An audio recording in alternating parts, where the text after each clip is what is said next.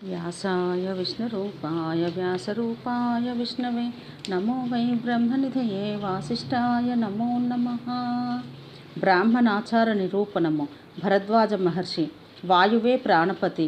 వాయువే చేష్టలు చేసినచో, వాయువే శ్వాస తీసుకొనుట, వాయువే మాట్లాడుట చేసినచో ఇక జీవుడు చేయునదేమి? జీవుడు నిరర్థకుడగున. అగ్ని సంబంధమైన వేడి అగ్ని వలన కలిగినచో, అగ్నియే ఆహారమును శరీరమునందు జీర్ణం చేసినచో జీవునితో ప్రయోజనమేమి? మరణించు ప్రాణికి జీవుడు లభించుటలేదు. జంతువును వాయువు వదులుచున్నది, వేడి నశించుచున్నది. జీవుడు వాయుమయుడు. వాయువుతో సంశ్లేషించును. వాయుమండలం వలె చూడవలేను. మరుద్గణములతో కలిసి వెళ్ళవలెను. వాయువుతో కలిసి ఉండుట జీవితము. వాయునాశము మరణము అని చెప్పినచో నీటి సమూహము సముద్రము. సముద్రమనగా ఆ నీటికి పాత్ర తప్ప విడిగా సముద్రం లేదన్నట్లది కదా. నీరు బావిలో ఉండును, దీపము అగ్నినిచ్చును. బావిలో నీరు దీపంలోని అగ్ని క్షణంలో నశించినట్టు జంతువులోని వాయువును అగ్నులు కూడా నశించవచ్చును కదా. పంచభూత సంఘాత్మకమగ ఈ శరీరమును ఒకటి లేకుండానో మిగిలిన 4 ఉండుటలో సంశయం లేదు కదా. ఆహారంను తీసుకొన్నచో నీరు నశించును, గాలిని బిగపట్టిన వాయువు నశించును, భోజనం చేయనిచో అగ్ని నశించును, వ్యాధులచే గాయములచే పరిశ్రమచే భూమి నశించును. ఇట్లో 5 ఏ ఒక్కటి పీడించినను 5 నశించును కదా.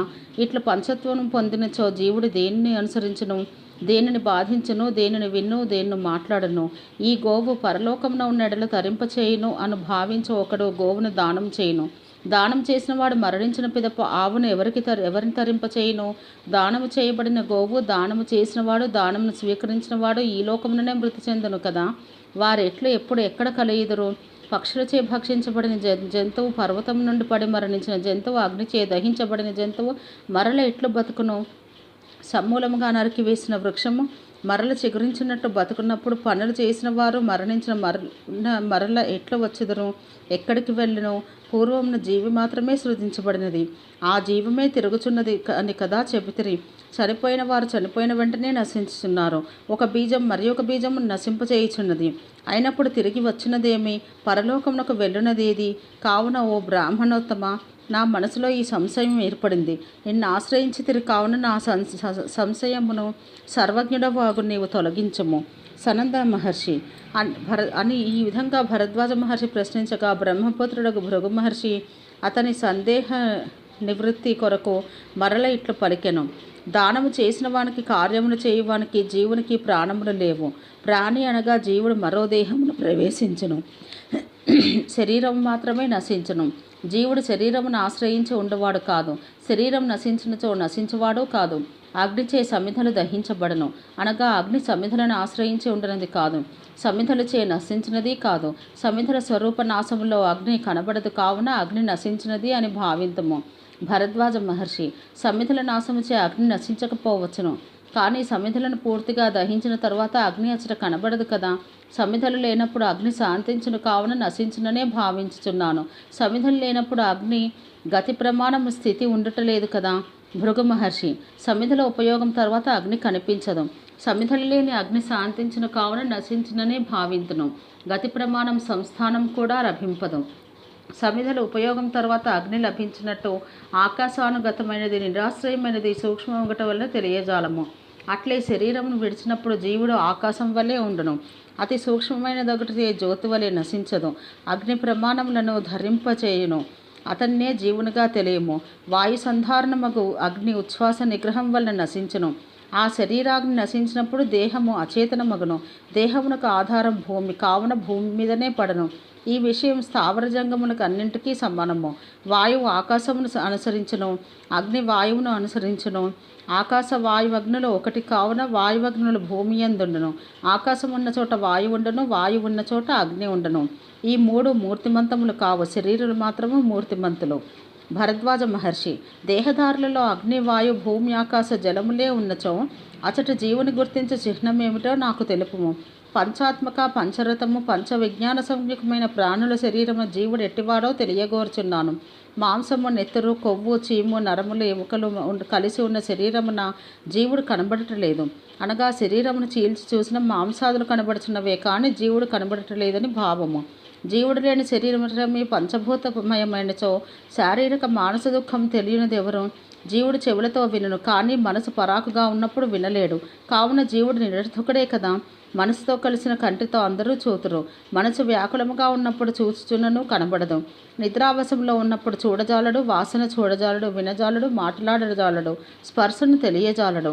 ఈ శరీరమును సంతోషించువాడు, కోపించువాడు, విచారించువాడు, బాధపడువాడు, కోరువాడు, ధ్యానించువాడు, ద్వేషించువాడు, మాట్లాడువాడు ఎవరు? భృగు మహర్షి. పంచభూత సాధారణాత్మకముగు శరీరమును ఒక్క అంతరాత్మయే వహించును. ఆ అంతరాత్మయే గంధమును, రసమును, శబ్దమును, స్పర్శను, రూపమును, గుణములను, ఇతరములను తెలియను. ఈ అంతరాత్మ పంచాత్మకమగు శరీరమును పంచగుణములను చూపుచు అన్ని అవయవములు అవగతమై ఉండును. అంతరాత్మయే సుఖములను దుఃఖములను తెలియను. అంతరాత్మ వియోగం జరిగినచో దేహము తెలియజాలను. అగ్నిలో రూపము, స్పర్శ, ఊష్మభావము లోపించి శరీరాగ్ని శాంతించినప్పుడు దేహత్యాగంతో అంతరాత్మ నశించును. ఈ ప్రపంచమంతయు జలమయమే. శరీరులకు జలమే మూర్తినిచ్చును. ఆ జలమున లోకకారకుడు మానస బ్రహ్మయే ఆత్మ. అతనినే సర్వలోకహితాత్మమగు ఆత్మగా తెలియము. ఈ ఆత్మ దేహమున పద్మదళమున నీటి బిందువు వలె సంగరహితముగా ఉండను. ఈ ఆత్మయే నిత్యము లోకహితాత్మకమగు క్షేత్రజ్ఞుడు. తమో రజస్వములు జీవగుణములుగా చెప్పెదరు. జీవగుణము అచేతనమని అదియే చేయును చేయించును. అతని కంటే పరుడు క్షేత్రవిత్తు. ఇతడే 7 లోకములను ప్రవర్తింపచేయును. దేహం భిన్నమైనను జీవనాశం జరగదు. ఇది అంతయు మిథ్య అని అజ్ఞానులందరూ. జీవుడు దేహమున అంతరముగా ఉండును. జీవునకు 5 శరీర భేదములుండును. ఇట్లు జీవుడు అన్ని ప్రాణులతో గూఢముగా సంచరించుచుండును. తత్వదర్శులు మాత్రమే ఉత్తమమగు సూక్ష్మబుద్ధిచే గ్రహించగలరు. జ్ఞాని పూర్వాపరాత్రుల యందు యోగంచే ఆహారమును పొంది విశుద్ధమైన మనసు కలవారై ఆత్మదర్శనం చేయగలరు. చిత్తప్రాసాదంచే శుభాశుభ కర్మలను వదిలి ఆత్మలో ప్రసన్న మనస్కునిగా ఉండి అనంతమైన సుఖమును పొందును. శరీరములందుండు మానసాగ్నియే జీవుడని పిలువబడును. భూతాధ్యాత్మ నిశ్చయం కొరకు ప్రజాపతి చేసిన సృష్టి ఇది. ప్రజాపతి అగు బ్రహ్మ మొదట బ్రాహ్మణులనే సృజించెను. వారందరూ బ్రహ్మ తేజస్సును నింపుకొని భాస్కరాగ్ని సమతేజస్కులుగా ఉండిరి. తర్వాత స్వర్గం కొరకు సత్యధర్మములను, ఆచారమును, శౌచమును సృజించెను. తర్వాత దేవదానవ గంధర్వ దైత్యాసుర మహోరగులు, యక్షులు, రాక్షసులు, నాగులు, పిశాచములు, మానవులు, బ్రాహ్మణ, క్షత్రియ, వైశ్య, శూద్రులు సృజించబడిరి. భరద్వాజ మహర్షి. వర్ణముతో చాతుర్వర్ణములని వర్ణ విభేదములు చేయుచున్నారు. స్వేదము, మూత్రము, పురీషము, శ్లేష్మ, పిత్తము, రక్తము ఇవి అందరిలో సమముగా ప్రవహించుచుండును. అయినప్పుడు వర్ణ విభాగం ఎందులకు? స్థావర జంగములు అసంఖ్యేయములుగా ఉన్నవి. వాటిలో జాతులు అసంఖ్యేయములుగా ఉన్నవి. వాటిలో వర్ణ నిశ్చయం ఎట్లు చేయుదురు? భృగు మహర్షి. వర్ణములలో విశేషం ఏదియూ లేదు. ఈ జగత్తంతయు బ్రహ్మమయమే. బ్రహ్మ సృష్టించిన ప్రాణులు వారి కర్మలచే వర్ణములు పొందిరి. కామభోగములు కలవారు, ప్రీతిపాత్రులు, కఠినులు, కోపం కలవారు, సాహసప్రియులు, స్వకర్మలను వదిలిన రక్తవర్ణము కల ద్విజులు క్షత్రియులైరి. గోపోషణను వృత్తిగా స్వీకరించి వ్యవసాయం చేయుచూ వచ్చిన వారై తమ ధర్మములను అనుష్ఠించని ద్విజులు వైశ్యులుగా మారిరి. హింసను అసత్యమని స్వీకరించి లోభులు అన్ని కర్మలచే బతుకును సాగదీయిచు నల్లవారై శౌచ పరిభ్రష్టులైన ద్విజులు శూద్రులైరి. ఇట్లు ఆయా కర్మలచే ద్విజులే ఆయా వర్ణములను పొందిరి. ధర్మశాస్త్రమును అనుసరించిన వారు బ్రాహ్మణులు. వారికి తపస్సు ఎప్పుడూ నశించదు. నిత్యము పరబ్రహ్మను వ్రతములను నియమములను ధరించేవారు బ్రాహ్మణులు. వీరినే బ్రహ్మ మొదట సృష్టించినని జ్ఞానులు తెలియుదురు. ఈ ద్విజులే ఆయా ప్రదేశములలో బహువిధములుగా మారిరి. పిశాచులు, రాక్షసులు, ప్రేతలు పలు నేచ్ఛజాతులుగా ఉండిరి. ఈ సృష్టి బ్రహ్మ మనసు నుండి ఏర్పడినది. ధర్మమును ఆధారముగా చేసుకొనిరి. భరద్వాజ మహర్షి. ఏ కర్మచే బ్రాహ్మణులగుదురు? ఏ కర్మచే క్షత్రియులు, వైశ్యులు, శూద్రులుగా మారుదరో తెలుపుము. భృగు మహర్షి. జాతకర్మాది సంస్కారములతో సంస్కరించబడి శుచి అయి వేదాధ్యయన సంపన్నుడై బ్రహ్మకర్మనిష్ఠుడై శౌచాచారములు కలవాడై చక్కగా విద్యాభ్యాసం చేయుచు గురుప్రియుడై నిత్యము వ్రతపరుడై సత్యపరుడైన వాడు బ్రాహ్మణుడనబడను. సత్యము, దానము, అద్రోహము, అక్రూరత్వము, దయ, జాలి, తపస్సు ఉన్నవాడు బ్రాహ్మణుడనబడను. క్షత్రియ కర్మలను సేవించుచు వేదాధ్యయనం చేయుచు దానమునందు ఆ దానమునందు ప్రీతి కలవాడై క్షత్రియుడనబడను. పశుపోషణం చేయుచు వ్యవసాయం నందు ప్రీతి కలవాడై పవిత్రుడై వేదాధ్యయన సంపన్నుడు వైశ్యుడు అనబడను. అన్నింటినీ భక్షించుటలో ప్రీతి కలవాడు అన్ని పనులు చేయుచు అశుచి అయి వేదాధ్యయనం వదిలి ఆచారశూన్యుడు శూద్రుడనబడను. పైన చెప్పబడిన లక్షణములు శూద్రుని గుర్తింపచేయును. ఈ లక్షణములు ద్విజనులో కనబడవు. ఆయా కర్మలను అనుసరించి బ్రాహ్మణత్వాదులను నిర్ణయించవలెను. కానీ శూద్రుడే బ్రాహ్మణుడు బ్రాహ్మణుడే అని వంశమును జన్మించిన మాత్రమును చెప్పరాదు. అన్ని ప్రయత్నములచే క్రోధలోభములను నిగ్రహించుటయ్యే జ్ఞానములలో ఉత్తమ జ్ఞానము. అట్లే మనోనిగ్రహమును అలవర్చుకొనవలెను. శ్రేయస్సును భంగపరచు క్రోధలోభములను అన్ని విధములుగా వదలవలెను. కోపం నుండి సంపదను, మాత్సర్యము నుండి తపస్సును కాపాడుకొనవలెను. మానవుల నుండి విద్యను, ప్రమాదం నుండి ఆత్మను రక్షించుకొనవలెను. ఆకాశ బంధరహితములకు ప్రయత్నములు కలవాడు సర్వమును త్యాగమును అర్చించువాడు మాత్రమే నిజముగు త్యాగి బుద్ధిమంతుడు. అన్ని భూతముల విషయమున హింసను వదిలి స్నేహంతో ప్రవర్తించవలెను. పరిగ్రహమును విడిచి జితేంద్రియుడు కావలెను. ఇహపరలోకములలో శోకరహిత స్థితిని సాధించవలెను. అట్లు సాధించుటకు నిత్య తపము, ఇంద్రియ నిగ్రహము, మౌనము, మనోనిగ్రహములు ముఖ్యోపాయములు. జయించ సఖ్యము కాని మనసును జయించకోరువాడు విషయ సంగమును పరిత్యజించవలెను. ఇంద్రియములచే గ్రహించబడినది అంతయు వ్యక్తము అనబడను. అతీంద్రియం లింగం మాత్ర గ్రాహ్యము అవ్యక్తం అనబడను. విశ్రంభము లేక మననం చేయవలెను. తొట్టుపడు మనసును నిగ్రహించవలెను. ప్రాణంతో మనసును నిగ్రహించవలెను. ప్రాణమును పరబ్రహ్మలో నిలపవలెను. వైరాగ్యం వలనే ఆనందం లభించును. దేనిని గురించి చింతించరాదు. బ్రాహ్మణుడు వైరాగ్యం చేతనే ఆనందమును పొందగలడు. ఎప్పుడు శౌచాచారములు కలవాడే అన్ని ప్రాణుల యందు దయగలిగి ఉండుట ద్విజలక్షణము. సత్యవ్రతమే తపస్సు, సత్యమే శౌచము. సత్యం వల్లనే సృష్టి జరుగుతున్నది. సత్యం చేతనే లోకం ధరించబడుచున్నది. సత్యం చేతనే స్వర్గమును పొందగలడు. అసత్యము తమో రూపము. తమస్సుచే పతితుడగును. తమోగ్రస్తుడై తమస్సుచే ఆవరించబడిన వారు ప్రకాశమును చూడజాలరు. ప్రకాశం ఏమాత్రము లేని తమస్సే నరకమనబడను. జగత్తును సంచరించు వారు సత్యాసత్యములను ఆశ్రయింతురు. లోకవృత్తి కూడా సత్యానృత్యములలో ఉండును. ధర్మాధర్మములు, ప్రకాశితములు, సుఖదుఖములు, శారీరక మానసిక దుఃఖములు, దుఃఖములను కలిగించు సుఖములు, వీటితో లోక ప్రవృత్తిని చూచువారు మోహంలో పడరు. వివేకం కలవాడు దుఃఖమోక్షం కొరకు ప్రయత్నించవలను. ప్రాణులకు ఇహపరములలో సుఖము అనిత్యమే. గ్రహణం పట్టిన చంద్రుని వెన్నెల ప్రకాశించినట్టు తమోగ్రస్తులకు ప్రాణులకు సుఖం ప్రకాశించదు. సుఖము శారీరకము, మానసమని రెండు విధములు. ఇహపరముల యందు వస్తు ప్రవృత్తులు సుఖము కొరకే చెప్పబడినవి. ఇహపరములలో కూడా అపవర్గం కంటే విశిష్టమైనది లేదు. ఆ అపవర్గమే కోరదగిన గుణ విశేషము. ధర్మాచరణము అపవర్గ హేతువు. అన్ని ప్రయత్నములు సుఖమును పొందుట కొరకే కొనసాగుచుండును. భరద్వాజ మహర్షి, సుఖములకే ఉత్తమ స్థితి అని మీరు చెప్పి ఉండిరి. కానీ దాన్ని మేము అంగీకరించటలేదు. మహర్లోకమున ఉన్న ఋషులకు సుఖము అను ఈ కామ్యగుణ విశేషం పొందకూడనిదిగా చెప్పబడినది. ఋషులు ఈ సుఖమును కోరటలేదు. తపోలోకమును, మూడు లోకములను సృజించిన బ్రహ్మ ప్రభు ఒంటరిగా ఉండనని వినుచుంటిమి. బ్రహ్మచారిగా ఉండెను. కామసుఖముల యందు తనను తాను నియోగించుకోనవలెను. మరియు పూజుడగు శివుడు తనలో కామమును కలిగించగోర మన్మధుని అనంగునిగా చేసెను. కావున భూలోకమున కూడా మహానుభావులు సుఖముచే ఆనందించటలేదు. అంతేకాదు, సుఖము విశిష్ట గుణమని కూడా గ్రహించబడలేదు. మరియు సుఖమునకు పరమావధి స్త్రీలు అని. కానీ లోకమున వ్యవహారం రెండు విధములుగా ఉన్నది. సుకృతం వలన ఫలోదయమైన సుఖం లభించును, లేనిచో దుఃఖము కలుగును అని. భృగు మహర్షి, అసత్యం నుండి తమస్సు పుట్టినది. ఆ తమస్సుచే ఆవరింపబడిన వారు అధర్మమునే అనుసరింతురు, ధర్మమును అనుసరించరు. క్రోధ, లోభ, మోహం, మీమాంస, అనృతాదులచే కప్పబడిన వారు ఇహలోకమున పరలోకమున సుఖమును పొందలేరు. పలు విధములకు వ్యాధులచే, బాధలచే కలిగిన ఉపతాపములచే ఆవరింపబడుదురు. చంపుట, బంధించుట, కష్టములు, ఆకలిదప్పులు, పరిశ్రమ మొదలగు వాటిచే తప్పించెదరు. వర్షము, గాలి, అత్యుష్ణము, అతిశీతము మొదలగు భయములచే, శరీర దుఃఖములచే బాధపడుదురు. బంధనాల వినాశము, తడబాటు మొదలగు మానసిక దుఃఖములచే కృషింతురు.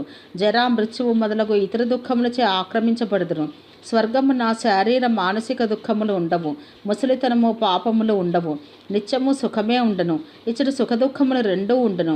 నరకమున దుఃఖము మాత్రమే ఉండును. పరమపదమున సుఖము మాత్రమే ఉండును. అన్ని ప్రాణులకు జన్మనిచ్చినది పృథివీ, స్త్రీ అట్టిదే. పురుషుడు ప్రజాపతి. శుక్రము తేజోమయము. ఇదియే ధర్మమునకు, చరితమునకు లోక నియమము. చక్కగా తపమును ఆచరించే స్వాధ్యాయము, హోమము, ఇవియే ధర్మచరిత్ర నియమగుణములు. హోమం చే పాపం శమించును. స్వాధ్యాయం చే శాంతి కలుగును. దానముల వలన భోగములు లభించును. తపం చే స్వర్గం లభించును. దానము రెండు విధములు, పరలోకార్థము, ఇహలోకార్థము అని. సత్పాత్రాదానము కొంచెమైనను పరలోకం ఫలించును. అపత్రాదానము, అసత్పాత్రదానము ఇహలోకమును ఫలించును. దానానుగుణమగు ఫలమే లభించును. భరద్వాజ మహర్షి, ఎవరు ఏ ధర్మం ఆచరించవలెనో, ధర్మముకు లక్షణమేమి, ధర్మం ఎన్ని విధములు, దీన్నంతటినీ తెలుపు ప్రార్థన. భృగు మహర్షి స్వధర్మమును ఆచరించి బుద్ధిమంతులకు స్వర్గం లభించును, లేని ఎడల వారు మోహపాసబద్ధులగుదురు. భరద్వాజ మహర్షి బ్రహ్మర్షి విహితంలో 4 ఆశ్రమంలో ఏ ఆశ్రమం వారు ఏ ధర్మమును ఆచరించవలెనో తెలుపుడు. భృగు మహర్షి పూర్వకాలముననే లోకహితమును చేయదలిచి బ్రహ్మ ధర్మ సంరక్షణ కొరకు 4 ఆశ్రమములు నిర్దేశించెను. ఆ 4 ఆశ్రమంలో గురుకులవాసము మొదటి ఆశ్రమమని చెప్పుచున్నారు. ఈ గురుకులవాసమును చక్కగా శౌచ సంస్కార నియమ వ్రతములచే మనసును నిగ్రహించి ఉభయ సంధ్యలందు సూర్యాగ్నులను ఆరాధించి సోమరితనము ఆలస్యమును విడిచి గురువుకు అభివాదం చేయుచు వేదాభ్యాసం చేసి శ్రవణము చే అంతరాత్మను పవిత్రం చేసుకొని 3 వేళల్లో స్నానాది కర్మమును నిర్వర్తించి బ్రహ్మచర్యమును అగ్నిపరిచర్యను గురు శుశ్రూషను నిత్యభిక్షాచరణము భిక్ష చే సంపాదించిన దాన్ని గురువుకు నివేదించి అంతరాత్మను గురువధీనము చేసి గురువు చెప్పిన మాటను ఆజ్ఞగా పరిపాలించుట, వ్యతిరేకించకుండాటచే గురువును గ్రహణం పొంది గురువు అనుగ్రహమును పొంది అనుగ్రహం చే గురువు ఇచ్చిన స్వాధ్యాయమును అభ్యసించవలను. ఈ విషయంలో ఒక శ్లోకం కలదు. గురువును ఆరాధించి వేదమును పొందిన వానికి స్వర్గఫలం లభించును, సిద్ధి లభించును అని ఈ శ్లోకమునకు అర్థము. ఇక రెండవది గృహస్థాశ్రమము అని చెప్పెదరు. గృహస్థాశ్రమ సదాచారములను ఇప్పుడు చెప్పెదను. సదాచారం కలిగి సహధర్మచారణ ఫలమును కోరువారు కొరకు గృహస్థాశ్రమం విధించబడి ఉన్నది. గృహస్థాశ్రమమును ధర్మార్థ కామవాప్తిని త్రివర్గ సాధనము అపేక్షించి సత్కర్మల చే ధనమును సంపాదించి స్వాధ్యాయం వలన పొందిన జ్ఞానం చే బ్రహ్మర్షి నిర్మిత మార్గము చే కానీ సాగర జలమున చే కానీ ద్రవ్య నియమాభ్యాసము చే దైవానుగ్రహము చే కానీ పొందిన ధనము చే గృహస్థులు గృహస్థాశ్రమమును కొనసాగించవలెను. గృహస్థాశ్రమమే అన్ని ఆశ్రమములకు మూలముగా పేర్కొందరు. గురుకులవాసులకు పరివ్రాజులకు సంకల్పించిన వ్రత నియమ ధర్మానుష్ఠానమును చేయు ఇతరులకు భిక్షాబలి సంవిభాగము గృహస్థాశ్రమమునే చేయబడను. వానప్రస్థులకు కూడా ద్రవ్యోపస్కారం చేయవలెను. సామాన్యముగా సాధవులు చక్కని పథ్యమైన ఆహారమును తీసుకొనుచు స్వాధ్యాయ ప్రవచనం చేయుచు తీర్థాభిగమనము కొరకు పుణ్యక్షేత్ర దేశ దర్శనం కొరకు భూమినంతయు పర్యటింతురు. అట్టి వారికి లేచి ఎదురేగి అభివాదము ఆచరించి అసూయారహితంగా మాట్లాడి ఆనందమును కలిగించి సత్కారములు ఆచరించి అసనయ శయనాదులను ఏర్పరిచి చక్కని ఆహారం మొసగి సన్మానించవలెను. ఈ విషయంలో ఒక శ్లోకము కలదు. అతిథి నిరాశతో ఇంటి నుండి వెడలినచో తన దుష్కృతము గృహస్థున కొసగి అతి పుణ్యం తీసుకొని వెళ్ళను అని శ్లోకభావము. ఈ గృహస్థాశ్రమమున యజ్ఞములచే దేవతలు, తర్పణములచే పితృదేవతలు, విద్యాభ్యాస శ్రవణధారణములచే ఋషులు, సంతానోత్పత్తిచే ప్రజాపతి ప్రీతి చెందెదరు. ఇచ్చట 2 శ్లోకములు చెప్పెదరు. సర్వభూతముల యందు వాత్సల్యం చూపవలెను. శ్రోత్రములచే దుర్భాషలు వినరాదు. వాక్కుచే పరుషముగా మాట్లాడరాదు. పరితాపమును పొందరాదు. ఎదుటివారిని బాధించరాదు. అవమానము, అహంకారము, దంభము ఈ 3 నింజములు. అహింస, సత్యము, అక్రోధము, తపస్సు అననవి 4 ఆశ్రమంలో ఆచరించదగినవి. మరియు ఆ గృహస్థాశ్రమమున మాల్యాభరణ వస్త్ర అభ్యంగన నిత్యోపభోగ నృత్య గీత వాద్యములచే చెవులకు నేత్రములకు ఆనందమును కలిగించును. ఆరామ దర్శనాదులను చేయుచు భక్ష్యభోజ్య లేహ్య పేయ చౌష్యాది రసవంతములకు ఆహారమును స్వీకరించుచు వివిధ భోగానుభవములుండును. విహారము చే సంతోషము, కామసుఖావాప్తి కూడా ఉండును. గృహస్థాశ్రమమున త్రివర్గ గుణములను నివృత్తి చేయువారు ఇహమున సుఖములను అనుభవించు పరమున సద్గతిని పొందుదురు. ఉంచవృత్తిని అవలంబించి స్వధర్మాచరణం చేయుచు కామసుఖములను వదిలిన గృహస్థుడు సులభంగా స్వర్గమును పొందును. వానప్రస్థాశ్రమను స్వీకరించిన వారు కూడా ధర్మమును అనుసరించుచు పుణ్యతీర్థములను పుణ్యజనమును సేవించుచు మృగ వరాహ మహిషి శార్ధూల వన గజాది సేవితమగు అరణ్యములలో తపస్సు చేయుచు సంచరించుచుండవలెను. గ్రామ్య వస్త్రములను ఆహారంగా పరిచయించి వన్యములకు ఔషధి ఫలమూల పర్ణాదులచే ఆహార నియమములు అభ్యసించి భూమిపై కూర్చునుచు పాషాణములపై, ఇసుకపై, గులకరాలపై, నదీ తీరముల యందు, భస్మాదుల యందు, ధూళిలో శయనించుచు కాసకుస చర్మ వల్కలాదులను వస్త్రములుగా ధరించుచు కేశ శ్మశ్రు నఖ రోమాదులను ధరించి నియమబద్ధంగా కాలకృత్యములను సంధ్యా బలి హోమాదులను అనుష్ఠించుచు సమితులను, పుష్పములను, జలములను సంగ్రహించుకొనుచు సమ్మార్జమాదుల చేతమ నివాసమును పవిత్రముగా ఉంచుకొనుచు విశ్రమించుచు చలి, వేడి, గాలి మొదలగు ప్రకృతి సహజమైన స్పర్శలకు చరించక పలు నియమములతో యోగానుష్ఠానం చే శరీరం నందలి మాంసాస్థి రక్త చర్మాదులను శుష్కింపచేయుచు ధైర్యం కలవారై సత్వయోగం చే శరీరమును ధరించి ఉందురు. ఇట్లా బ్రహ్మర్షులచే విధించబడిన నియమములను ఆచరించేవారు అగ్నివలే పాపమును దహించి అన్ని లోకములను జయింతురు. ఇక ఇప్పుడు సన్యాసాశ్రమ ఆచారములు వివరించదను. అగ్నిని పరిచయించి ధన, భార్య, లింగనాది భోగములను వేడి సంసారమునందలి వ్యామోహమును తోసిపుచ్చి సన్యసించవలను. బంగారమును, మట్టిగడ్డను ఒకే విధంగా చూచుచు త్రివర్గముల యందు అశక్తులు కాక శత్రు, మిత్ర, ఉదాసీనుల విషయమున సమదృష్టిని ప్రదర్శించుచు అన్ని విధములకు ప్రాణులకు కరణత్రయం చే ద్రోహమును ఆచరించక స్థిర నివాసహీనులై పర్వత శిఖరములందు వృక్షమూలముల ఎందు దేవాలయముల ఎందు నివసించుచు సంచరించుచు దారిలో కనబడిన గ్రామమునకు కాని నగరమునకు కాని వెళ్ళవలను. కామక్రోధ లోభమోహ మదమత్సరములు దైన్య దంభ పరివాదములను హింసను విడిచి ఉండవలను. ఈ విషయమున ఈ శ్లోకమును చెప్పెదరు. సర్వభూతములకు అభయం నిచ్చును. చర్చించువానికి ఏ ప్రాణి వలన భయం ఉండదు. అగ్నిని శరీరమును నిలిపి శరీరమున గల అగ్నిని ముఖమున హోమం చేసి భిక్షాటం వలన లభించిన దానిని భుజించుచు అనగా ముఖమున ఉన్న అగ్నిని అర్చించుచు చితాగ్నిచే పరలోకములను చేరును. ఇట్లా సంకల్ప బుద్ధిచే యథోక్త విధిగా సన్యాసాశ్రమం ఆచరించిన వారు ఇంధనములు లేని అగ్నివలే ప్రశాంతులై బ్రహ్మలోకములు చేరుదురు. ఓం సహనావవతు సహనో భునత్తు సహ వీర్యం కరవావహై తేజస్వినావధీతమస్తు మా విద్విషావహై. ఓం శాంతి శాంతి శాంతి.